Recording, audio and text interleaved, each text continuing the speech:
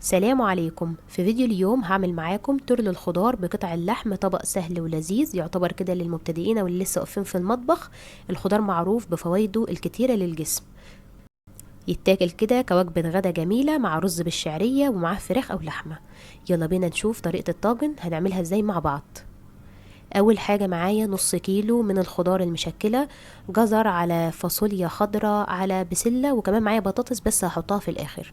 معايا ربع كيلو من اللحمة، أي نوع لحمة، مقطعاها مكعبات صغيرة خالص علشان تستوي معانا على طول.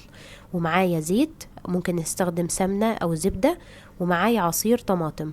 التوابل بتاعتنا بقى طبعا هيكون الملح على حسب الرغبة، قرفة على جنزبيل دي ما بستغناش عنها، وكمون وكزبرة ناشفة وفلفل اسود.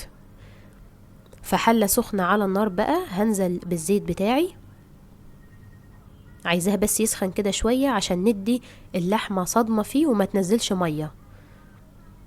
هنزل بقطع اللحم في الزيت، شايفين هو سخن قوي، بس دي فايدته ان هي مش هتخلي اللحم ينزل منها مية كتير.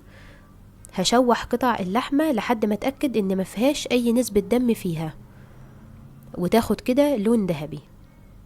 تشويح كده مستمر علشان هي قطع صغيرة مش عايزينها تتلسوع قوي، لحد ما تبقى باللون ده كده.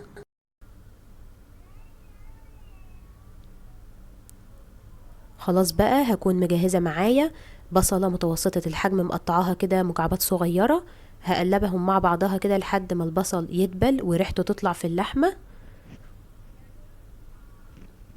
اول ما يصفر هروح نازلة بالخضار بتاعتي على اللحمة والبصل، هشوح فيهم بقى لحد ما الخضار تدبل، وفي نفس الوقت تاخد كده من ريحة اللحمة والبصل علشان تبقى نكهتهم قوية وطعمها حلو.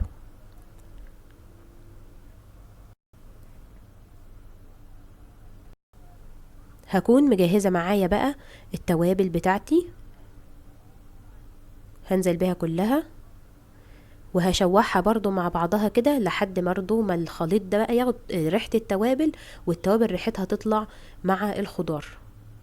على فكرة طريقة جميلة جدا لتحضير اي خضار حتى لو مش هتحطيه في طاجن او صينية في الفرن.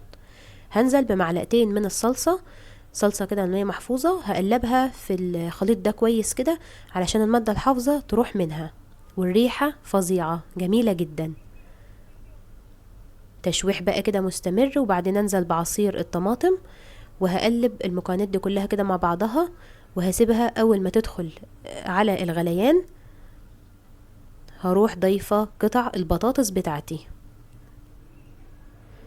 طبعا الريحة مقولكمش بقى جميلة جدا، لو حابين تحطوا توم حطوا، بس انا مرضتش احط توم فيها.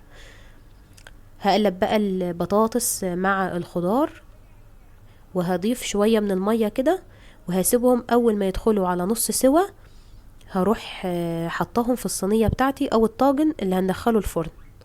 ملحتها كده بقى، الملح على حسب ذوقكم طبعا، وتقلبوها كويس. اول ما دخلت على نص سوا زي ما قلت لكم هحط مكعب من الزبدة، او ممكن نحط معلقة من السمنة. لو عايزين تستغنوا عن الاتنين استغنوا، بس انا عشان ما حطتش فيها شوربة فحطيت زبدة علشان ايه برضو تدي طعم ويكون فيها كده نسبة من الدهن. حطيتها بقى في الصينية بتاعتي وهدخلها الفرن في الرف الوسط على درجة حرارة 200 لحد ما الطاجن بتاعي يستوي. هشغل الشواية ياخد لون، وبعدين بقى احطه في طبق التقديم واحط عليه بقدونس وكزبرة خضرة. عملت معاه بقى رز بالشعرية وفراخ، بس ما حبيتش اقدمهم معاه لان هو المحتوى بتاع الفيديو هو الترلي وبس كده. يا رب تكون وصفتي عجبتكم اليوم. ما تنسوش لو اول مرة تشوفوا قناتي لولي ياسين كيتشن اعملوا اشتراك فيها ودعمونا باللايك وفعلوا الجرس علشان يوصلكم اي جديد، وبالعافية علينا وعليكم.